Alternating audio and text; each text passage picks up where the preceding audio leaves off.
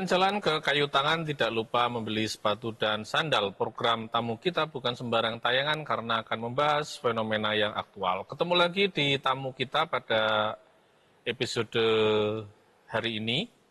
Dan hari ini kita akan membahas sesuatu yang sangat krusial gitu loh. Karena itu sudah menjadi kewajiban gitu ya, kewajibannya sudah berlaku gitu, kewajibannya sudah berlaku, namun implementasi di lapangannya masih menghadapi beberapa tantangan sehingga antara kewajiban dengan implementasi masih belum seimbang gitu. Dan saya masih ditemani oleh partner saya Mas Ferdi Firmantoro. Mas Ferdi, apa kabar? Alhamdulillah sehat, Pak Sidik. Gimana kabarnya? Baik, sudah mulai sibuk ngajar ya, mahasiswa baru sudah masuk gitu ya. Kampusnya sudah padat lagi ya. Bulan lalu kampus kita agak lowong-lowong gitu ya. Nah sekarang tadi itu lewat itu kanan kiri udah parkir mobil. Nah ini lewatnya di tengah ini. Mas Ferdi, ini kita kan kita tahu ya bahwa undang-undang sertifikasi halal itu kan sudah berlaku gitu ya, sudah berlaku, sudah diundangkan dan sudah menjadi kewajiban gitu kan ya. Dan kita punya lembaga yang menangani itu pasca lepas dari LP POM MUI ya. Jadi BPJPH gitu kan ya. Dan menariknya itu senior kita tuh kan jadi ketua BPJPH pertama kali ya. Prof. Sukoso itu kan ya. Nah, gitu. Nah, pun BPJPH sekarang sudah punya organ-organ di bawah ya untuk mendukung infrastruktur pemeriksaan halal gitu ya. Jadi sudah ada LPH-LPH yang itu bisa dimiliki oleh swasta maupun lembaga pendidikan seperti Universitas Brawijaya, dan di kampus UB itu kan juga sudah ada LPH-nya. Nah, makanya tamu saya hari ini kita hadirkan nih ketua LPH Mas Zaim Zaki Adin. Ya. Zaki Fitin. Saya susah dari kemarin itu. Saya minta CV-nya gitu loh. Nggak umum namanya. Karena saya nggak familiar. Saya dari kemarin itu minta CV. Biasanya kan tamu kita nggak ada yang bisa minta CV ya. Ini saya minta CV kemarin itu. Saya dari kemarin ngejar namanya ini susah amat sih gitu loh. Nah, Mas Zaki, ini Anda itu jadi ketua LPH sejak kapan?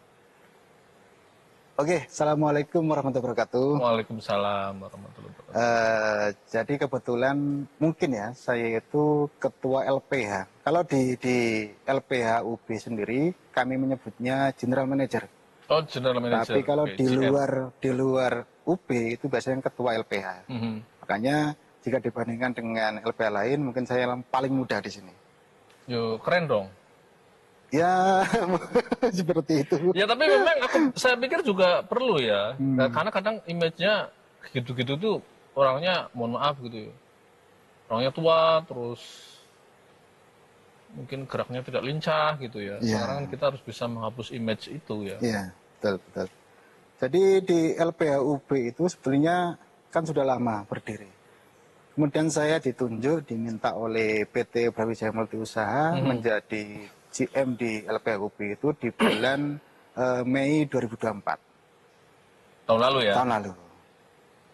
Berarti belum ada 1 tahun? Belum ada 1 tahun. Oke. Nah, Mas, ini kan soal sertifikasi halal ini kan memang masih menjadi perbincangan di masyarakat ya? Betul. Satu sisi itu sudah menjadi kewajiban gitu ya. Satu sisi memang masyarakat butuh perlindungan juga gitu loh. Kan sertifikasi halal salah satunya kan melindungi konsumen. Ya. Melindungi konsumen. Tapi di sisi lain ya memang belum semua yang harusnya punya sertifikat halal itu mengurus sertifikat halal ya. Betul. Semua. Masih banyak. Nah, sebetulnya sekarang itu perjalanannya kalau di Indonesia itu sampai mana sih sertifikasi halal itu? Oke. Sertifikasi halal itu kan sudah lama, sekitar tahun 80-an ya. Dimulainya adanya MUI sebagai lembaga yang secara khusus ditunjuk menjadi penjamin halal. Kemudian baru kemarin di tahun 2014 itu ada undang-undang, pelaksanaannya di 2019. Nah, baru setelah itu di 2019 ke atas sampai sekarang itu mulai banyak pelaku usaha maupun ekosistem yang dibangun itu sudah mulai terbentuk. Jadi kalau dulu kita mencari lembaga pemeriksa halal itu hanya satu, LPPM MUI, sekarang itu banyak, ada sekitar 90-an lebih lembaga pemeriksa halal. Di Indonesia atau hanya di Jawa Timur? Di Indonesia. Di Indonesia ada 90 lebih ya? Ada 90 lebih. Artinya lebih merata lah ya? Lebih merata, dulu, betul, ya? betul. Okay. Jadi sudah banyak pilihan, mau pilih auditornya atau pemeriksanya siapa itu sudah ada. Kemudian secara SDM, kalau dulu kita akan sangat sulit sekali mencari penyelia halal. Nah sekarang penyelia halal itu sudah ada juga, hampir berapa ribu sudah penyelia halal yang sudah disertifikasi di BPJPH itu. Belum lagi auditor halal, itu lebih banyak lagi. Oh, penyelia dengan auditor dua hal yang berbeda? Dua hal yang berbeda. Kemudian ada satu lagi, namanya pendamping halal.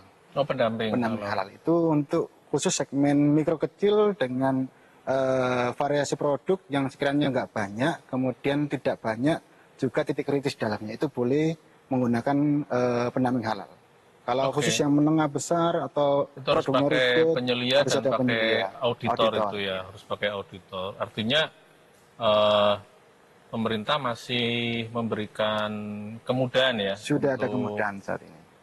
Kemudahan regulasi tanpa mengurangi substansinya untuk teman-teman yang memang masih di mikro gitu ya, betul, masih di usaha mikro gitu ya. Kalau tentang ini Mas terkait dengan literasi halal tadi ya, sebenarnya kan baik kelas UMKM sampai korporasi-korporasi besar itu kan sebenarnya masing-masing juga penting untuk tahu dengan hal-hal seperti ini. Tapi menurut Mas dari beberapa data yang ada, apakah concern ya terkait dengan arah ke sana itu sudah mulai ada peningkatan yang lebih signifikan, atau sebenarnya karena pelaku usaha terus berkembang ini kemudian masih belum menjadi hal yang cukup diperhatikan? Intinya kita sebagai masyarakat awam masih merasa ada gap ya, masih ada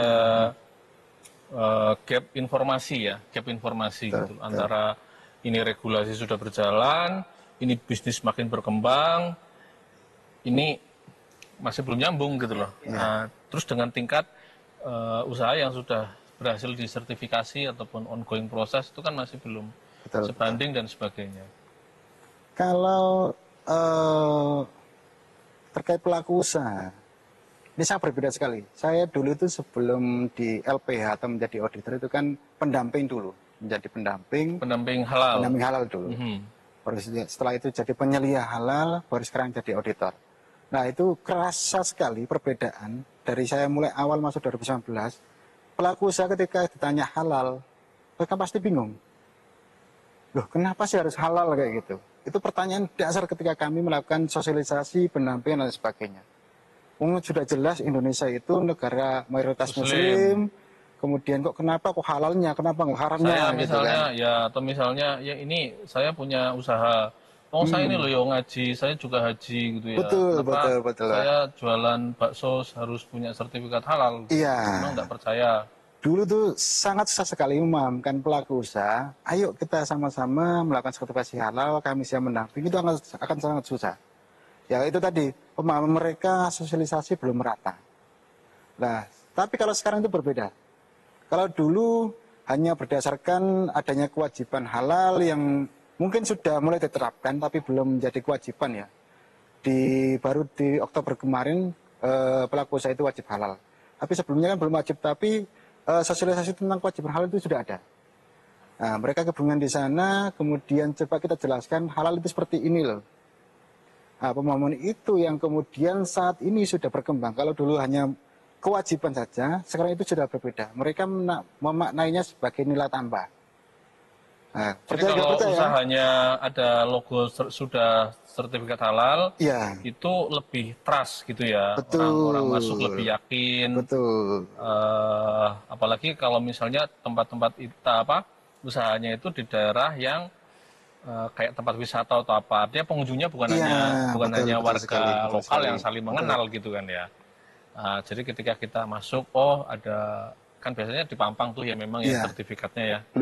entah itu yang self declare ataupun yang memang betul-betul sudah berdasarkan audit gitu ya. Iya, betul. Jadi itu menjadi nilai tambah gitu ya. Sekarang sudah menjadi nilai tambah. Oke, menarik Kalau ini. dulu itu pasti makanan minuman, snack-snackan itu yang paling banyak minta. Sekarang itu enggak, berbeda. 60% di kami itu permintaannya jasa distribusi. Nah, kemudian banyak lagi yang minta produk yang sekiranya bukan menjadi hal yang wajib halal ya. Ada contoh keramik, cat tembok, sandal. Emang ada cat tembok Banyak, yang Pak, minta halal? Banyak seperti itu sekarang. Saya baru tahu ini malah ya. Oh, sandal Karena minta itu halal tadi, ini gimana? halal ya? itu sebagai nilai tambah sekarang. Karena itu memang menjadi added value Added ya. value-nya. Itu bisa meningkatkan performa bisnis ya mungkin ya. Betul, betul, arahnya ke sana. Tapi ini menarik ini ya. Ini benar menarik. Ya, memang persepsi saya pun ketika ngomong sertifikasi halal memang di mindset saya number one ya mesti food beverage. Betul. Makanan betul. minuman masih. Makanan minuman. Makanan minuman masih gitu ya. Yang lain-lain, oh iya tapi sempat juga ya. Kan pernah ada itu kerudung halal gitu kan. Iya. Itu jadi iklan ya cukup kontroversi itu salah satu brand kerudung gitu Iya. ya. Lalu memang kerudung yang lain tidak halal gitu. Gimana kerudung tidak halal itu ya? Sebetulnya- Saya waktu itu lihat di medsos. Betul, betul. Sebenarnya yang paling utama bukan masalah ini pasti halal, ini tidak halal gitu sih. Yang paling utama itu jaminannya. Jadi sertifikasi halal itu menjamin bahwasannya produk ini yang pertama banyak halal, tidak ada kontaminasi. Gitu. Nah itu yang paling penting. Kita anggap kopi itu kan bahan halal. Oke. Tapi bisa menjamin nggak aspek kehalalan kopi itu ada. Salah contoh, kita menjemur kopi di pinggir jalan. Ya kalau Kena ada kucing debu lewat, gitu ya. ada ayam lewat, itu kan ada debu, kontaminasi. kenapa gitu kan ya. Nah itu, kalau itu diaudit harusnya pelaku usaha itu menjemur kopinya bukan di lantai atau di tepi jalan, tapi disiapkan ruang khusus untuk penjemuran itu. Nah itu yang menamakan jaminan halalnya di sana sebetulnya poinnya. Jadi memang terkait dengan literasi tadi masyarakat sudah mulai ada peningkatan. Sudah luar Karena biasa memang, sekarang. ada lebih intens ya karena Iya. pemahaman dan edukasinya terbentuk. Cuma kalau sekarang dari sisi pemerintah atau mungkin dari sisi tadi kan dari sisi pelaku usaha ya Mas. Kalau dari sisi pemerintah atau mungkin di sektor-sektor yang lain sebenarnya dengan mayoritas sudah banyak yang tersertifikasikan dalam tahap proses maupun yang ada sekarang ini, apa sebenarnya yang bisa menjadi tadi ya kalau nilai tambah tadi dalam konteks itu di pelakunya, tapi kalau dalam konteks yang lain apa yang bisa di ini? Yang menjadi ini ya, kenapa kita harus halal ya? Ya. Sebetulnya kalau sekarang pelaku usaha, terutama yang menjadi bahan baku ya, atau jasa, kalau tidak sertifikasi halal maka akan ditinggal. Itu yang paling utama. Seperti contoh, semisal kita membuat bumbu-bumbu apa namanya siap saji, tapi belum mengenai sertifikasi halal. Oke, hari ini ramai masih dipakai, rasanya enak, harganya murah, tapi ke depan akan sulit sekali. Karena pelaku usaha diwajibkan memakai bahan-bahan yang sudah berlabel halal. Kalau tidak berlabel halal, maka resikonya proses sertifikasi halal akan lebih sulit. Nah, kemudian jasa. Sekarang hampir semua perusahaan besar itu minta jasa distribusinya harus punya sertifikat halal. Jadi kalau kita tidak sertifikasi halal, otomatis akan ditinggal oleh konsumennya. Itu yang paling mengkhawatirkan. Terutama produk-produk yang dari luar, kemudian diimpor masuk ke Indonesia, itu juga sekarang semuanya diwajibkan sudah ada sertifikat halalnya. Iya ya, kalau ya sekarang kan memang ya era globalisasi, Betul. era apa ya, sekarang di supermarket kan juga kita lihat dulu kalau kita lihat rak mie ya, mie instan itu kan masih merek-merek lokal ya. Masih Indomie dan kawan-kawan ya. Sekarang itu kan juga banyak ya mie Banyak sekali. terutama dengan maraknya drama Korea itu kan mie dari Korea kan sekarang banyak itu ya. Iya, iya, yang betul. yang kalau dulu itu misalnya beberapa tahun lalu itu masih mie lokal tapi bertemakan Korea. Mungkin. Sekarang itu kan saya impor langsung itu, aku saya lihat itu karena betul. bungkusnya apanya gitu ya. Itu saya juga nggak tahu gitu ya. Iya. Bagaimana kita bisa melihat produk itu halal atau enggak gitu ya. Iya. Saya sendiri ya saya sering lihat lah di rak-rak supermarket ya sekarang itu Karena tadi minuman berarti gitu. kebutuhan menstandarisasi juga kan bahkan kalau impor aja diwajibkan standarisasi halal, berarti kan juga yang diekspor juga potensi ke sana juga. Betul, sama. Beberapa negara yang memang sangat mengutamakan aspek keislamannya ya, seperti Timur Tengah, kemudian bahkan Jepang itu sudah mulai marak adanya Muslim friendly kayak gitu, Korea apalagi itu sudah mulai banyak, sehingga mereka juga harus memenuhi semua standarisasi itu, baik itu terkait dengan standar kelayakannya, bahkan sampai dengan halalnya itu. Jadi ini sudah menjadi globalisasi halal, maksud saya, arahnya ke sana. Gitu. Sudah sangat luar biasa sekali untuk kesadaran halal ini. Tinggal bagaimana kita di Indonesia itu siap membaca peluang ini dan siap melaksanakan apa yang memang menjadi keutamaan kita di aspek kehalalannya. Karena kan kita berbagai macam ini ya, suku budaya, apalagi kita mayoritas Muslim, tentunya di situ menjadi aspek keunggulan bagi produk kita yang kedepannya bisa ekspor dan laku di secara global seperti Artinya itu. kalau produk dari Indonesia itu sudah bersertifikat halal, itu produk juga memiliki nilai lebih gitu ya. Betul, Memiliki betul nilai sekali. lebih, tidak hanya di Indonesia, tetapi ketika akan masuk ke negara lain. Gitu. Iya, Yang bahkan memang raw material sudah- saja sudah wajib sekarang. Sudah mensyaratkan seperti itu ya. Iya. Sudah mensyaratkan seperti itu. Ini ada cerita menarik juga Mas Itik. Kemarin itu ada pelaku usaha, sebetulnya mereka hanya mengekspor kentang mentah Mhm, atau bawang merah mentah ke Australia. mhm. Australia minta sertifikasi halal. Halal. Betul. Padahal Australia mayoritas non-muslim, tapi mereka juga Untuk paham. produk bawang merah itu. Iya. Padahal mentah ya, Mentah itu, belum masih olahan mentah, ya. belum olahan. Itu kan sudah sangat luar biasa sekali, bukan hanya negara kita, tapi negara lain yang non-muslim juga sudah mulai sadar halal terkait value dari halal itu sendiri, utamanya di sana. Artinya kalau produk itu bersertifikat halal, selain menambah menjadi nilai tambah, itu juga menjadi penjamin bahwa produk Penjamin. ini kredibel ya. Iya, betul, Bagus, betul. sehat, sudah Iya. lolos kurasi, lolos verifikasi, dan Betul, sebagainya gitu betul. ya. Sehingga bagi negara tertentu, ya udah, pokoknya kalau sudah melewati ini, ya kita dijual di negara mereka juga aman gitu ya. Iya. Karena pasti ya, apalagi kalau pangan ya, setiap negara Betul, kan betul. juga punya standar mulai dari kesehatan dan lain-lain sendiri-sendiri Iya, ya. betul, gitu betul, ya. Mas Itik. Oke. Nah, baik Mas Zaki, kita tahan dulu ya, Mas Ferdi untuk tahan ya. Kita masih punya banyak PR ya. Ini kita tadi masih spill permukaannya aja gitu ya, permukaannya aja. Jangan kemana-mana, kita masih di tamu kita akan jeda beberapa saat ini. Tamu kita.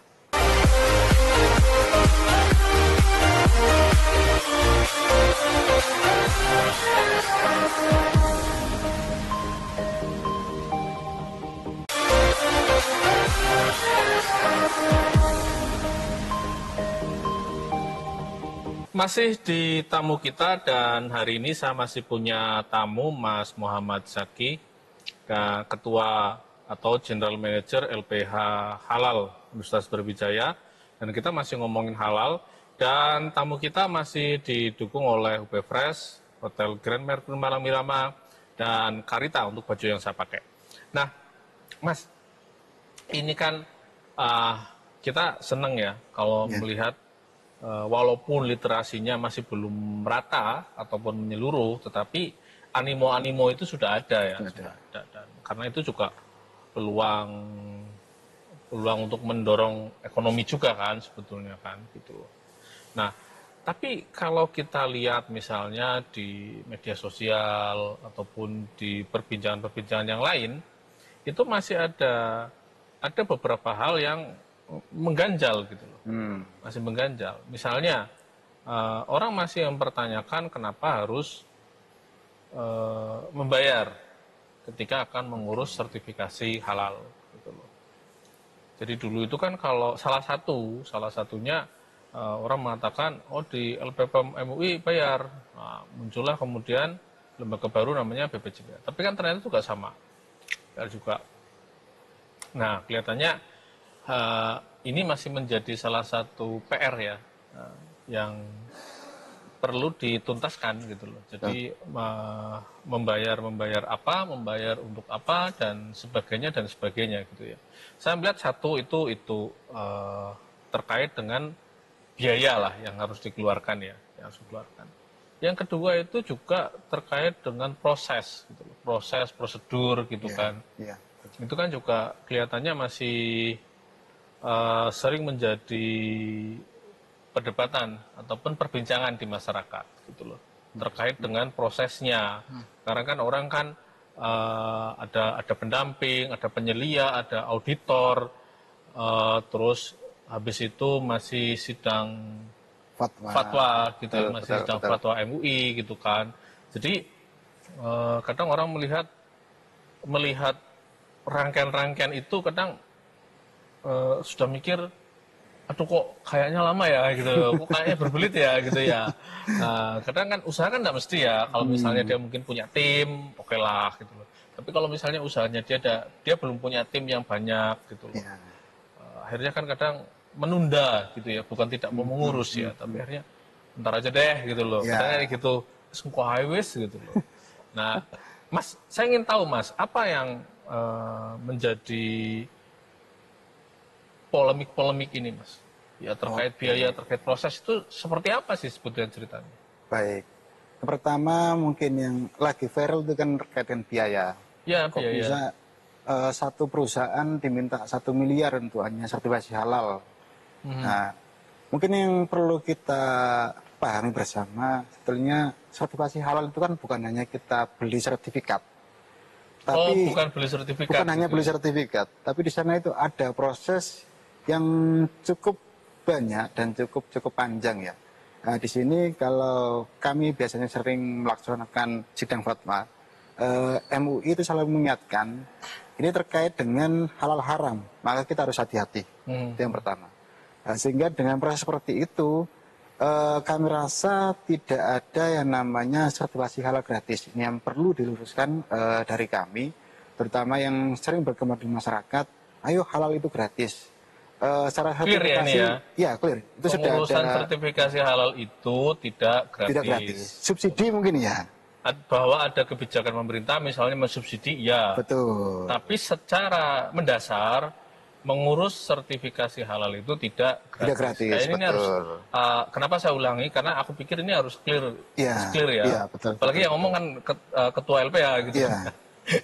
Karena biar jelas gitu loh. Kalau orang kan misalnya, oh oke, bayar berapa untuk apa, gimana cara bayarnya, itu kan Betul, jelas betul, gitu. betul. Kalau kemarin kan masih katanya gratis, kok bayar sih? Ayo, kok gratis? Nah, ini kan, kalau ini kan clear, udah bayar, berarti kita masuk nih selanjutnya. Betul. Bayar ini bayar gimana hitungannya atau Siap. kesesuaiannya kok? Jadi semuanya itu tergantung lagi ke jenis usaha atau produknya. Semisal contoh untuk produk yang sederhana kayak keripik pisang kayak gitu, kemudian undi-undi di pinggir jalan, itu apakah gratis? Gratis jika disubsidi pemerintah melalui program Sehati. Itu kan ada kuotanya, 1 juta, berapa juta. Nah, kalau mereka atau pelaku usaha ini bisa mendaftarkan diri kemudian lolos verifikasi, otomatis mereka dapat kuota itu. Nah, itu yang mungkin dianggap sebagai gratis. Padahal Jadi, itu dibayari pemerintah. Ya, gratisnya atau subsidi dari pemerintah itu tidak untuk semua pelaku usaha. Tidak semua tapi pelaku ada usaha. kuota. Ada kuotanya, ada klasifikasi kuotanya. produknya juga, ada berbagai macam syarat yang mungkin ini menjadi ya miskomunikasi antara atau mispersepsi dari pelaku usaha terhadap pemerintah maupun bagi pelaku-pelaku aktivis halal yang mungkin berbeda-beda di sana. Kalau yang paling murah itu ada namanya self declare. Kalau nggak salah, seingat saya itu self declare itu kalau kita membayar antara 150 itu untuk biaya pendaftarannya, tinggal nanti penambahan biaya itu untuk pendampingnya. Semisal mendampingi di satu kecamatan nggak mungkin dong sampai 1 juta dan sebagainya. Mungkin 200, 300 itu hal yang wajar untuk akomodasi pendamping dalam melaksanakan sertifikasi halalnya. Nah, tapi kalau sudah masuk reguler itu beda harga lagi. Nah, yang reguler itu biasanya pelaku usaha mikro kecil, tapi kemudian ada bahan-bahan kritis atau prosesnya tidak sederhana. Contoh bakso itu boleh, oke. Pekerjaan mereka menjual bakso di pinggir jalan. Tapi produk bakso itu bukan produk yang sederhana. Di situ ada daging yang itu sangat kritis kehalalannya. Nah, itu yang kemudian tidak bisa self declare, harus masuk ke reguler. Nah, biaya berapa kalau reguler? Untuk pendaftarannya di sistem halal itu totalnya 650. 650 itu hanya untuk pendaftarannya saja, kemudian sama biaya pemeriksaan. Belum biaya di LPH. Nah, di LPH berapa? Itu tergantung jarak. Nanti akomodasi, transport dan sebagainya. LPH ini ngapain? LPH ini Harus hanya bayar mengaudit. sendiri. Kami memeriksa dokumen yang masuk. Ini sekiranya sudah memenuhi aspek kehalalan atau belum. Setelah dirasa sudah pas melalui pre-audit, maka kami akan langsung audit di lapang. Nah, perjalanan dari kantor kami ke lapang otomatis membutuhkan biaya. Oh, jadi bayarnya di situ. Bayarnya sebenarnya di situ, Disitulah jasanya. kemudian si pemohon halal itu membayar ke LPH itu untuk itu gitu Betul, kan ya. betul. Jadi tidak masuk yang biaya pendaftaran tadi kan. Beda lagi. Oh. Apalagi di aturan itu di Perkaban nomor 14 tahun 2024 itu di situ jelas pendaftarannya 300 total untuk untuk LPH 350 semisal itu untuk kejelasan di dalam Perkaban itu. Tapi kemudian ada biaya-biaya lain yang harus dibayarkan pelaku usaha. Itu juga jelas di situ. Untuk satu lokasi di wilayah Jawa Timur itu berapa, untuk akomodasi, untuk transport, kemudian mendesnya. Nah, mendes itu dipengaruhi oleh berapa produk yang didaftarkan. Dari 10 sampai 100 kan jelas berbeda. Oke. Apalagi di atas 100. Nah, itu yang kemudian mempengaruhi biaya sertifikasi itu sendiri. Nah, mungkin saat ini lebih jelas di sana sih, karena ada aturannya, sudah jelas. Maka semua itu transparan sebetulnya. Pelaku usaha bisa membaca langsung di sana, bisa tahu klasifikasinya masuk mana, biaya yang berapa itu seharusnya sudah paham di sana. Berarti yang membuat miskomunikasi, mispersepsi selama ini itu kenapa Mas? Apakah memang mekanisme-mekanisme terkait dengan alur-alur tadi itu tidak bisa diakses oleh publik, atau sebenarnya ini aja ya karena belum tersampaikan ke mereka ya secara detail betul. Aturan-aturan, ada biaya dan seterusnya tadi. Betul. Karena yang paling awal dilakukan oleh mungkin dulu ya BPJPH itu sering mensosialisasikan, ayo sertifikasi halal itu mudah, itu gratis. Itu yang paling awal dilakukan BPJPH sehingga persepsi itu terbangun dulu. Nah, ini menjadi miss, loh kok sekarang bayar padahal biasanya gratis. Untuk mikro kecil yang sederhana dan itu masuk kuota. Nah, itu yang kemudian jadi miss persepsi di masyarakat. Oh, sertifikasi halal gratis, kemudian kami harus daftar. Pas terdaftar itu nggak bisa masuk self declare, harus reguler yang otomatis berbayar. Ini perbedaannya di sana. Habis itu masih ternyata harus bayar ke LPH, betul. Ternyata bayar yang lain-lain gitu ya. Jadi kami itu ada aturan batas atas. Nah, biaya maksudku tertingginya berapa? Ini kan faktanya memang seperti itu ya. Iya. Nah, kira-kira apa yang bisa dilakukan supaya ini nih bisa lebih jelas gitu loh. Oke. Artinya misalnya saya nih pengusaha gitu kan ya. Informasi pertama yang saya dapat, katanya gratis. Menghubungilah saya, daftarlah saya. Nah, setelah di situ saya isi dokumen saya, saya tidak bisa self declare bisnis saya ini harus reguler gitu kan ya. Betul. Reguler, terus di situ taruhlah saya misalnya menengah gitu kan ya. Oh, menengah itu sudah 5 juta. Pendaftarannya saja 5 juta. Sudah 5 juta. Terus saya bayar ini, bayar itu. Nah, ini kan tidak semua orang kemudian terus nyaman untuk melanjutkan. Ya, betul, itu kan ini fakta aja ya. Betul, ini fakta aja ya. Misalnya saya buka websitenya, terus saya isi, ketemu angka 5 juta, terus habis itu biaya LPH, biaya apa. Kan kadang orang kemudian ada dua, dia akan terus atau dia akan mikir gitu kan ya. Iya. Ya kan kayak gitu kan kadang-kadang itu. Betul. Mikir ini sambil bertanya, katanya gratis kok ternyata, atau misalnya dia berpikir, ternyata biayanya tidak sedikit ya, gitu loh, tidak sedikit ya untuk mengurus ini gitu. Atau misalnya, apalagi misalnya saya, item produk saya ada 5 ya gitu ya. Nah, saya kan mikir gitu ya, satu item aja sudah segini gitu loh. Kalau 5 bagaimana? Iya, betul. Gimana caranya supaya orang-orang yang seperti saya contohkan tadi itu kemudian dia sudah tahu dari awal sehingga ngeh gitu loh. Oke. Saya rasa BPJPH yang dalam hal ini sebagai yang ditunjuk langsung oleh Presiden untuk melaksanakan proses jaminan produk halal ini, itu itu sudah sangat luar biasa sekali untuk menyampaikan beberapa hal dan membangun ekosistem halal itu. Nah, kalau dilihat tahapan halal itu kan yang pertama adalah PU itu harus teredukasi. Nah ini yang sering-sering salah persepsi itu juga di sana. Bagaimana PU itu bisa teredukasi? PU ini apa? Pelaku usaha. Oh, pelaku usaha. Pelaku Oke. usaha. Kalau kami biasanya punya PU, pelaku usaha. Di kadang-kadang pelaku usaha ini belum teredukasi halal. Tapi hanya melihat informasi bahwasanya, oh halal itu wajib, oh halal itu mudah, maka kita akan melakukan sertifikasi halal. Padahal kewajiban pertama bagi pelaku usaha sebelum halal itu atau sertifikasi halal, mereka harus membuat manajemen dulu, manajemen halal namanya. Gitu. Kalau di dalam dokumen itu ada namanya sistem jaminan produk halal, itu sudah lengkap tahap-tahapannya. Mulai komitmen, mereka harus komitmen dulu nih. Saya komitmen akan melaksanakan proses produksi halal. Oke, clear. Dengan ada pernyataan dan sebagainya. Kemudian membentuk tim manajemen halal. Nah, tim manajemen halal ini salah satunya harus ada penilaian halal. Nah, harusnya sudah clear dong di dalam sana. Pelaku usaha itu sudah punya tim manajemen halal dan itu yang harus membimbing, membina, kemudian menyampaikan terkait dengan bagaimana proses sertifikasi Ini halal. belum daftar ya? Belum daftar. Belum daftar ya? Proses Betul. Oke, kalau saya buat tim itu ada penilaian halal, berarti saya harus bayar dong ke penilaian halalnya? Iya, betul. Atau penilaian halal itu memang ada di dalam internal situ. Oh, bisa juga dari internal? Bisa kalau juga. Misalnya di internal tidak ada, Iya, dia sewa orang? betul. Oh, Biasanya menggunakan ada jasa yang orang. pakai jasa pihak ketiga juga ada, konsultan kayak gitu. Tapi rata-rata kalau pelaku usaha itu daftar ke kami, pasti akan kami tanya, sudah punya penilaian halal belum?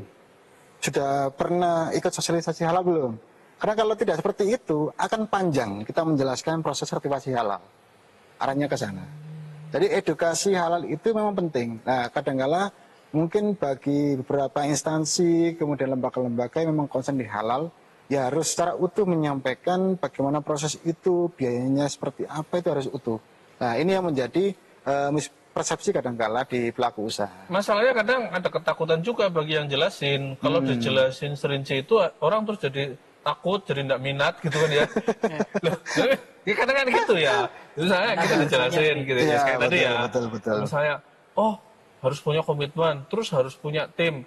Kan saya mikir gitu ya. Iya. Ini belum daftar aja, saya harus buat tim gitu loh. Siapa tim saya gitu kan? Misalnya saya yang punya usaha gitu kan ya. Iya, betul. Kadang mikir kayak gitu juga. Akhirnya kan itu tadi gitu loh. Harus melengkapi standar yang diorientasikan Standarisasi. tadi ya. Semakin lama bukannya semakin tertarik, malah kadang jadi takut gitu loh. Gimana kalau hal itu terjadi? Harusnya memang seperti itu, Pak. Kalau menurut saya ya, halal itu yang pertama kan ada tingkatan. Bagi saya itu mempersepsikan halal itu ada tingkatannya. Karena kita adalah kewajiban. Kewajiban kadang-kadang kan yang pertama kita ikhlas atau takut. Nah, itu dulu. Dia takut melakukan dosa dengan tidak menjaga kehalalan. Nah, sebetulnya itu yang dinamakan komitmen. Oke, kami komitmen untuk melakukan produksi halal, berarti harus komitmen tuntas semua. Secara edukasinya jelas, kemudian lain sebagainya, itu harus dipahami oleh pelaku usaha. Makanya saya ingatkan, jangan sampai sertifikat ini hanya semacam beli sertifikat. Karena ini tanggungan di semua aktivis atau semua pelaku halal itu dunia akhirat itu. Nah, sebenarnya yang bertugas melakukan edukasi siapa sih? Semuanya bisa. BPJPH selaku bisa. regulatornya, Terus? instansi pemerintah bisa, kemudian pihak-pihak yang memang menjadi lembaga halal seperti halal center itu bisa. Semua kalau bergerak bersama, insya Allah halal di Indonesia ini akan tercipta sistem atau ekosistem halal yang memang betul kuat. Enggak, maksudku, saya enggak jauh ke situ dulu Iya, lah betul, ya. betul. Jadi, ini masalahnya kan tadi gitu kan ya, ternyata banyak banget hal-hal yang harus dimengerti sejak awal kan. Betul. Jadi maunya BPJP ini kan kelihatannya dia ingin bahwa ketika seseorang mendaftarkan untuk diminta sertifikat halal, Iya. maka dia itu sudah berangkat dengan kesadaran individu. Gitu Betul, kan itu ya. yang paling penting. Kesadaran individu, terus komitmen, terus mempersiapkan Betul, keseluruhannya disiapkan. ya kayak gitu ya. Soalnya Nah, gini, berarti Pak kan Sidik. ini kan harus clear dulu ya. Iya, Kalau menurut betul. saya loh ya. Betul, Saya nggak tahu betul. ya, Ferdi. Tapi kalau menurut saya kan berarti ya jangan terburu-buru. Ayo daftar sertifikasi halal gitu. Ini kan berarti ini kan harus dijelasin dulu dong. Iya. Ya nggak sih? Ini aku pikir ini satu chapter yang harus clear dulu sebelum kemudian orang ngajuin daftar gitu betul, loh. betul. Termasuk yang kasus viral kemarin itu Mas ya. Iya, Itu konteksnya bagaimana itu dalam perspektif ini ya? Saat ini karena wajib halal sudah berlaku ya. Jadi sebetulnya kan sudah lama. 2014 disahkan undang-undang halal, kemudian dijalankan di 2019. Itu space sampai 2024 itu lama. Tapi dulu kebanyakan pelaku usaha itu masih tenang-tenang saja. Baru setelah wajib mereka semua berbondong-bondong untuk melakukan sertifikasi halal. Demi apa? Yang pertama mungkin terkait dengan aturan regulasi ya. Kemudian ada denda dan lain sebagainya. Kemudian yang kedua terkait dengan tender, ketika kita tidak sertifikasi halal, kita nggak diterima masuk ke perusahaan A, B, C, dan C. Tidak bisa ikut tender lah ya. Bisa ikut gitu. tender, itu yang agak lumayan rumit di kami. Jadi kami bahkan sempat dilabrak berkali-kali oleh pelaku usaha. Masa ini sudah hampir 2 bulan. Nah di 2 bulan itu dihitung mulai proses awal. Karena proses di kami itu hanya 1 bulan. Nah di proses 1 bulan itu masih ada revisi, masih ada macam-macam. Tapi ngupui istilahnya. Ayo mas, segera diterbitkan halalnya. Proses ini kita harus hati-hati. Ini selalu diingatkan oleh Komisi Fatwa MUI. Ayo mas kita hati-hati, jangan sampai halal ini hanya sertifikat saja. Karena bisa jadi ini tanggung jawab kita di dunia dan akhirat. Ini yang karena yang poin pentingnya itu di pemeriksaannya ya. Betul. Di pemeriksaannya. Karena nanti fatwa itu kan akan keluar berdasarkan hasil pemeriksaan. Gitu loh. Betul. Nah, orang bisa lancar memeriksa manakala dokumen dari si pengaju sudah lengkap dan sebagainya, jelas lengkap gitu ya. Oke, tahan dulu mas. Ini kita harus break sejenak teman-teman. Ini perbincangan kita semakin menarik. Jangan kemana-mana, masih tetap di tamu kita.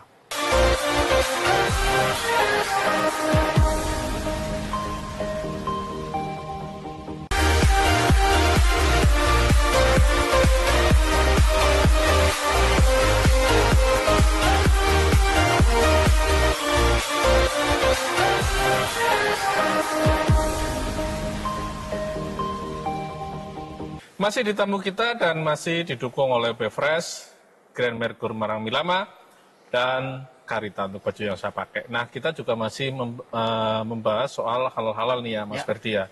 Kayaknya kita makin seru nih gitu ya. Tadi kita sudah bahas bahwa poin krusial itu yang jadi atensi MUI juga ya, kehati-hatian dalam proses pemeriksaan. Nah, proses pemeriksaan ini kan di tangan lembaga pemeriksa halal ya, LPH ya singkatannya, yang sekarang banyak berdiri ya, jadi karena ini supaya mudah dijangkau. Itu kemudian di berbagai daerah muncul LPH baik yang itu berbasis perusahaan maupun yang berbasis kampus ya, termasuk di kampus kita, di kampus Universitas Brawijaya itu ya. Nah, Mas, sebetulnya yang diurusi LPH UB ini apa sih kalau begitu? Apa yang diperiksa atau kemampuan pemeriksaannya bagaimana? Kalau apalagi tadi sudah jadi atensi dari MUI supaya hati-hati itu. Kadang-kala lucu juga Mas Itik. Kita tuh dikiranya mulai toko dari awal sampai kemudian terbit sertifikat itu di tangan kami. Itu persepsi itu muncul karena dulu kan memang seperti itu LPP MUI kan. Mulai pendampingannya, mulai kemudian sertifikasi pemeriksaannya, terus sampai dengan penerbitan fatwa dan sebagainya, semuanya ada di dalam LPH. Kalau sekarang dipisah-pisah, kami itu hanya melakukan pemeriksaan saja. Bahkan untuk edukasi, kalau ada orang tanya bagaimana kalau kami mau pelatihan sebagai auditor, pelatihan sebagai penyelia, itu bisa nggak di LPH UB? Nah, kami juga tidak bisa di situ. Karena domain kami itu hanya khusus untuk pemeriksaan halal saja. Hanya di situ. Itu yang kadang-kala seringkali menjadi pertanyaan-pertanyaan umum yang masuk ke kami. Bisa nggak LPH UB itu pendampingi kami untuk sertifikasi halal? Kalau konsultasi kami nggak apa-apa. Kalau kami mendampingi pelaku usaha itu tidak boleh. Bahkan, konflik interest ya. Betul. Bahkan kami mendampingi atau mengaudit di internal UB saja, kami juga nggak boleh. Karena terlalu subjektif. Ya, eksternal mas. Ini salah satu dari implementasi aspek kehati-hatian gitu ya. Betul. Arahnya ke sana. Di kehati-hatian karena ini kan secara value kan trust ya, kepercayaan ya. Kalau LPH sudah tidak bisa dipercaya, ya berat kan. Betul. Oh, jadi seperti itu. Iya. kami hanya pemeriksaan ada total 15 ruang lingkup yang bisa kita periksa. 15 ya? Ada 15. Apa aja gitu kira-kiranya? Makanan, minuman, kimiawi, biologi, kemudian obat-obatan, kosmetik, jasa penyembelian, jasa penyimpanan, jasa distribusi, jasa penjualan, restoran atau jasa penyajian kalau nggak salah, kemudian rekayasa genetik, macam-macam. Di total ada 15. Total ada 15 Itu yang semuanya. jadi ruang lingkupnya pemeriksaan halal. halal.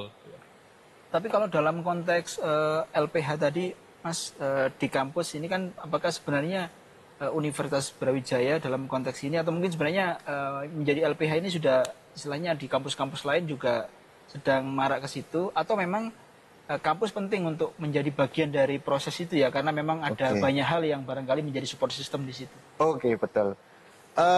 Saat ini basis LPHUB itu kan sudah berpindah dari dulu langsung di bawah universitas, kami sekarang di PT Brawijaya Multiusaha. Jadi kami lebih mengedepankan profesionalitas dalam pemeriksaan halal. Itu. Kemudian di universitas memang sudah etik banget bahwasanya ayo kita berbondong-bondong membuat LPH. Banyak sekali universitas dari luar Malang bahkan atau di luar Jawa itu yang studi banding ke kami. Melihat bagaimana sih cara mendirikan LPH, proses LPH itu berjalan seperti apa, itu sudah banyak sekali. Nah, ini menjadi salah satu hal yang penting ya bagi universitas. Dengan adanya LPH ini, tentunya basis keilmuan auditor itu akan terpenuhi. Beda halnya dengan LPH yang mungkin di luar universitas. Misalnya contoh, kita mau membuat LPH dengan hanya beberapa alumni atau alumni universitas apa, semisal jurusannya hanya produk hanya pangan semisal. Maka yang bisa diaudit hanya pangan.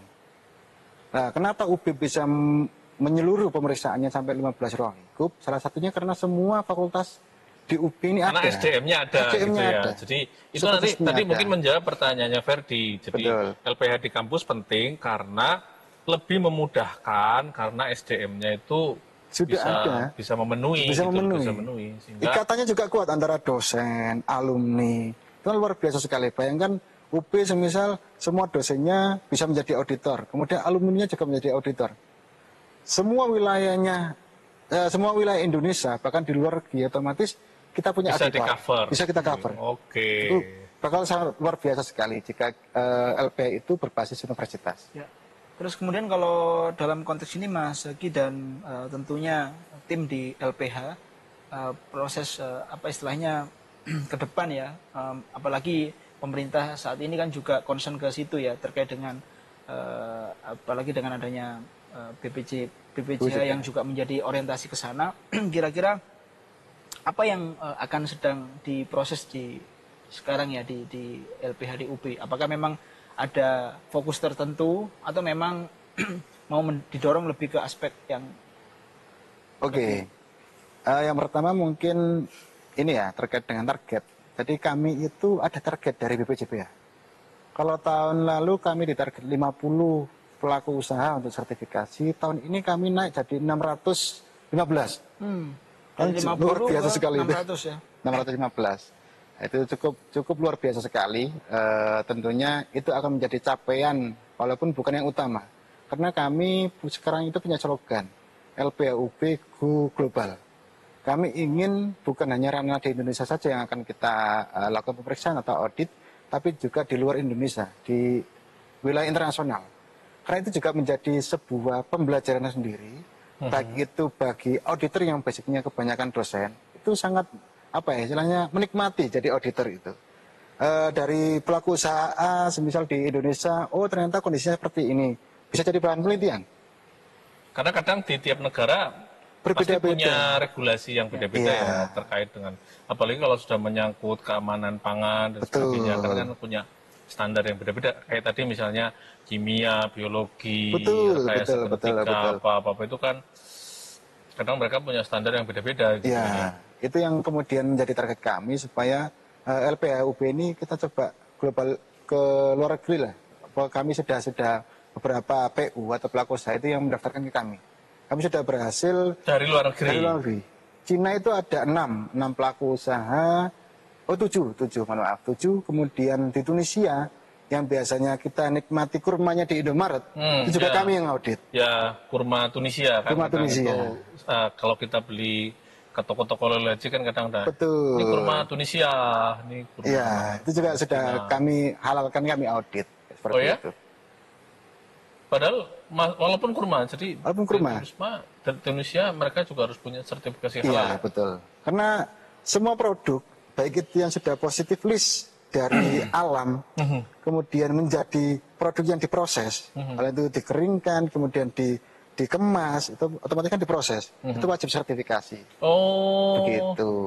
Terus kalau mungkin ini Mas, dengan adanya penguatan tadi ya LPH di Universitas Brawijaya ini kan menjadi lokomotif untuk menaikkan kekuatan ekosistem halal tadi ya. Betul, Tapi kira-kira barangkali kan ini bisa menjadi prototipe juga untuk pembangunan di sektor-sektor kehalalan di tempat-tempat yang lain. Iya. Gitu. Tapi kalau bicara soal ini ya kerjasama stakeholder antara kampus, pemerintah daerah, pelaku usaha, ya pemerintah pusat juga, kira-kira bagaimana Mas? Mungkin bisa memberikan apa istilahnya penjelasan bagaimana sih sebenarnya sinergi yang sudah terbangun selama ini agar ekosistem ke depan itu salah satunya berangkat dari Malang bisa menjadi ya percontohan ya untuk bagaimana membangun ekosistem itu di daerah. Ya, karena kadang ini Ferdi teringat beberapa tamu kita sebelumnya gitu ya.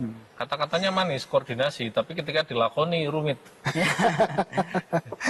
Iya kan? Ya, rumit gitu ya. Apalagi kalau sudah beda instansi, apalagi terkait dengan kayak tadi lah misalnya edukasi halal kan itu kan lintas. Ya saya pikir pemerintah daerah punya tanggung jawab, melalui dinas-dinasnya, kelompok-kelompok masyarakat punya tanggung jawab, kelompok intelektual kayak kampus juga harus punya kontribusi juga kan untuk edukasi halal, lembaga keagamaan apalagi gitu kan. Itu. Cuma kan kadang kata-kata koordinasi itu justru ini terdengar mudah tapi sulit dilaksanakan. Justru itu kadang satu challenge tersendiri ketika dijalani gitu loh. Oke. Selama ini terkait dengan itu ya, kita bagaimana membangun ekosistem itu ya mulai kami kerjasama dengan beberapa yayasan, halal center itu juga bisa kita koordinasikan. Bagaimana pelaku usaha itu juga teredukasi dari halal center, kemudian nanti kami yang bagian audit itu juga sudah ada. Kemudian kami juga sempat menghubungi beberapa dinas, bagaimana sih edukasi halal itu bisa mencapai bahkan sampai ke pelaku usahanya. Nanti untuk pelaksanaan audit kita bisa membuat sebuah skema supaya pelaku usaha ini kadang-kadang gini Mas. Ada kegiatan dari dinas A, B, dan C di beberapa daerah. Mas ini pelaku usaha kami di wilayah kami dihalalkan. Cuma tidak menyeluruh, hanya sebatas sertifikasi halal aja. Ini yang kemudian menyulitkan kami. Di lapang kami tentunya akan menghadapi kesulitan pemeriksaannya itu. Karena belum siapnya pelaku usaha dalam melakukan sertifikasi halal. Itu juga sudah kami lakukan. Kemudian kemarin kami sempat melaksanakan halal talk. Kami bahkan menggandeng dari Jakim Malaysia. Untuk kita melihat perbedaannya seperti apa sih. Kemudian banyak pelaku usaha kan tanya, ya apa sih rasanya sidang fatwa itu. Kami hadirkan juga MUI di sana, ketua sidang MUI-nya. Supaya tahu, di fatwa itu kayak gini loh nanti. Hal yang diperhatikan itu kayak gini. Jadi semua itu coba kita gandeng bersama supaya halal ini tentunya dari kita dan untuk kita. Kadang-kadang kan seakan-akan halal ini hanya kewajiban saja lah. Padahal ini kalau sudah dimanfaatkan dengan baik, insya Allah hasilnya luar biasa sekali. Bisa menjadi nilai tambah itu Nilai tadi tambah ya. itu tadi, luar biasa. Bisa menjadi nilai tambah, Betul. bisa menjadi kepercayaan dari pihak eksternal maupun pihak global gitu kan. Betul. Kalau misalnya dia produknya orientasi ekspor atau misalnya produknya di daerah-daerah yang memang kayak tadi misalnya tempat wisata yang memang orang itu datang dari mana-mana gitu loh. Ketika sudah ada logo halal kan orang punya keyakinan ataupun kepercayaan lebih ya, gitu. Lebih nyaman lah ya, lebih nyaman lah kayak gitu ya. Nah, cuma saya ingin balik lagi ke fungsi Anda sebagai lembaga pemeriksa halal. Nah, apa sih yang harus dipenuhi ataupun standar minimalnya seseorang itu bisa memiliki kualifikasi sebagai pemeriksa? Oke. Sebetulnya tidak semua orang ya bisa menjadi auditor Ini yang seringkali diprotes baik itu dosen atau alumni. Saya loh pengen jadi auditor. Oh tidak bisa. Karena bapak atau ibu bukan dari eksakta. Jadi yang bisa menjadi auditor itu hanya yang jurusan eksakta. Keilmuan eksakta. Iya. Tapi kayak Ferdi ini nggak bisa. Nggak bisa. Ya, sosial. Sosial itu nggak bisa. Anda penikmat halal berarti ya. Penikmat saja. Periksa halal gitu ya. Semua halal. Itu yang paling utama. Jadi Anda itu lembaga pengkonsumsi halal saja, bukan lembaga pemeriksa halal. Oh, berarti nggak bisa. Oke. Nggak bisa. Nah, ini kan harus makanya ini kayaknya orang kan banyak yang nggak tahu. Iya betul. Kalau sosial jadinya di penyelianya atau pendampingnya itu bisa. Oh, pendamping bisa. Pendamping bisa atau penyelia. Berarti mendampingi mak-mak untuk ngurus halal masih bisa, Fer. Kamu Ya, Fer. sama menghalalkan itu. Mengalami itu yang lebih penting lagi. Ya. Oke, terus. Itu kemudian yang kedua tentunya memahami atau pernah mengikuti pelatihan dan uji kompetensi halal. Itu yang paling Jadi penting. si auditor ini juga harus punya sertifikat. Iya betul, sertifikat auditor yang BNSP terutama di sana. Jadi sudah harus terjamin nih, auditornya sudah memenuhi kualifikasi semuanya, itu baru kita terima bisa menjadi auditor kami. Jadi tidak sembarangan juga, banyak juga auditor-auditor yang mencoba mendaftarkan diri ke kami, tapi kami tolak sementara ini karena memang ada beberapa spesifik keilmuan yang akan kami tambah. Seperti contoh kedokteran, farmasi, itu yang belum banyak di kami. Ya, Kalau ya terkait pangan sudah banyak. apalagi sekarang itu kan hampir semua orang tiba-tiba aku punya produk skincare, aku punya produk Betul. ini, aku punya produk ini gitu kan ya. Betul. Sedangkan Itu kita kan butuh ketika dia mengurus sertifikasi halal, Betul. itu kan butuh expert tersendiri ya, Iya, yang betul. mengerti masalah farmasi dan Betul. sebagainya. makanya tidak mungkin kayak saya ini sebagai auditor di basis keilmuan teknologi pangan kemudian memeriksa kosmetik. Nggak bisa gitu ya. Sebetulnya bisa, cuma akan kesulitan bagi saya sendiri sebagai auditornya. Maka itu kami yang perlukan tentunya paling utama itu spesifik keilmuannya. Nah, kalau sudah terlalu banyak yang di bidang pangan, tentunya kita kembangkan di bidang-bidang yang lain. Terutama Non pangan lah ya. yang non pangan, Non-pangan. Yang masih kosmetik, ada barang kaitan. gunaan dan lain sebagainya. Gitu. Nah, juga kimia kita juga cukup lumayan banyak permintaan untuk bahan-bahan kimia seperti minyak atsiri dan lain sebagainya itu juga penting. Ya. Tapi auditornya masih kurang Masih kurang untuk yang kimia. kimia. Nah, jadi mungkin itu terkait auditor. Kami lebih mementingkan kualifikasi keilmuannya. Ya. Nah, itu yang akan menjamin bahwasanya pelaksanaan audit itu pas. Sehingga ketika menghadapi sidang fatwa itu sudah clear semua, sudah jelas semua, dan itu juga mempercepat proses sertifikasi halalnya. Mungkin itu. Berapa lama sih pemeriksaan yang sering dilakukan itu untuk satu produk? Oke. Kami saat ini ketika pelaku sudah mendaftar, kemudian kita menjadwalkannya itu setelah pembayaran akad halal di kami, itu perkiraan 1 minggu itu sudah kami audit. Nah, setelah audit itu yang kemudian akan cukup lama ya. Karena ada temuan-temuan di lapang, kemudian bagaimana pelaku usaha merevisi hasil temuan itu dengan cepat. Nah, kemudian nanti akan masuk ke review di komisi fatwa. Jadi Ya. dia daftar, oke, setelah 1 minggu dia daftar, terus Anda mulai melakukan audit, Audit, betul. taruhlah audit pertama gitu kan Iya. ya, terus Anda kan menemukan fakta-fakta lapangan. Betul. Dari situ kemudian Anda punya saran, oh ini harus direvisi, ini Betul. harus ini harus ini. Nah, apakah nanti akan lama atau enggak ya tergantung si pelaku usaha kalau dia Betul. cepat merevisi gitu kan ya. Iya. Ada yang paling cepat di kami itu 2 minggu. Ya, ya. Itu rekor minggu itu, selesai. 2 minggu selesai. Jadi masuk ke kami jadwalkan 1 minggu kemudian fatwa selesai. Ya. Karena dokumennya lengkap sekali itu. Betul. Kalau sudah selesai di Anda masuk ke fatwa butuh berapa lama? Kami penjadwalan fatwa itu biasanya laporan dari kami serahkan ke komisi fatwa 5 hari sampai 1 minggu itu sudah ada jadwal. Kapan Sudah ada pelaksanaan. jadwal kapan pelaksanaan ya? Pelaksanaan sidang fatwanya. Bukan nunggu 5 hari terus sudah selesai. Nggak. Baru muncul jadwalnya. Jadwal sidang fatwanya. Hal ini kan kadang orang nggak paham ya gitu. Betul. Makanya perlu dipahami gitu. Betul. 5 sampai 10 hari baru muncul jadwalnya. Baru muncul jadwal sidangnya gitu loh. Kalau Tapi- revisi tadi kayak skripsi berarti kan. Iya, Tadi betul. kita gini, Hampir sama. Mahasiswanya nggak balik-balik. Makanya Kita kayak tadi di awal saya ngomong kayaknya kita perlu deh ada edukasi sebelum mendaftar gitu loh. Iya, betul. Ini kan supaya orang ketika mendaftar dia memang sudah punya kesadaran dia sudah punya pengetahuan yang memadai dan dia sudah ngerti, oh Iya. nanti saya harus nyiapin kayak gini, kira-kira saya spare waktu segini, saya Iya. spare biaya segini gitu kan, gitu loh. Itu sangat penting sekali, betul. ini kan, Kesadaran, kemudian edukasinya, karena ya memang pelaku usaha. sama lah, frame-nya bagi saya juga sama. Ketika saya mau daftar sertifikat halal, itu kan kayak saya bayar terus ya kayak tadi mungkin Ya, istilahnya betul. Anda itu kayak ini bukan jual beli sertifikat gitu kan ya. Bayar terus sertifikatnya keluar itu Ada yang nggak terbit loh, Mas. Ada Di kami juga ada yang nggak terbit. Oh, sudah pemeriksaan terus sidang fatwa, hasil sidang fatwa menyatakan bahwa ini Tidak lolos. tidak lolos. Betul. Itu juga ada. Jadi kami juga Kalau tidak sudah bisa kayak gitu menjamin. dia ngulang dari awal atau bagaimana? Tergantung pelaku usaha. Jadi biasanya kami kasih batas waktu. Misal merevisi Tapi uangnya ini, hangus. Artinya uangnya harus hangus. daftar lagi dari awal. Harus dari awal. Kalau memang sudah kami putuskan terlalu lama, tidak ada revisi dan perkembangan, atau bahkan sudah tidak bisa diapa-apakan lagi. Nah, Oke. itu baru harus daftar ulang lagi. Mulai awal Oke, lagi. baik Mas Zaki. Kita nggak terasa ya, ini 60 menit ngomongin halal. Kayaknya masih banyak juga yang kita masih belum tahu ya, terutama Masih terkait banyak, dengan betul. prosesnya. Gitu. Nah, tapi apapun itu ya, Mas Ferdi, saya melihat ini sesuatu yang penting ya. Penting. Sesuatu Edukasi yang publik penting tadi gitu ya. loh. Jadi ini bukan persoalan masalah Kewajiban sekedar menggugurkan kewajiban. sekedar mengukur kewajiban, tetapi dengan memiliki sertifikat halal itu ada nilai lebih yang bisa diperoleh oleh pelaku usaha.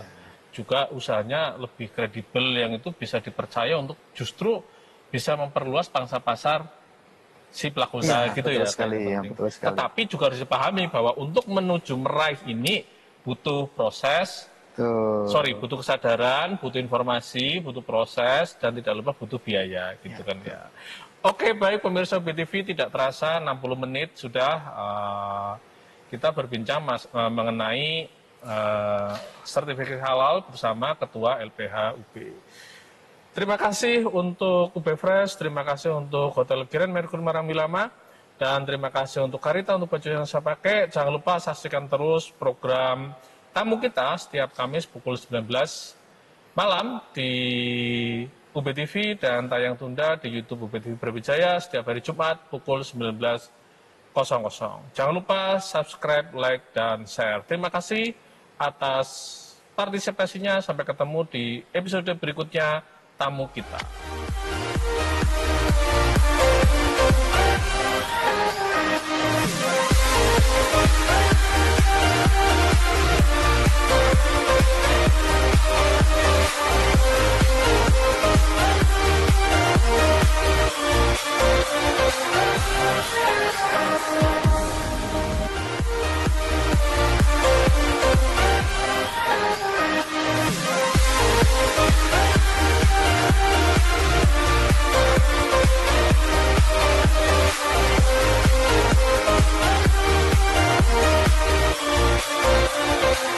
We'll be right back.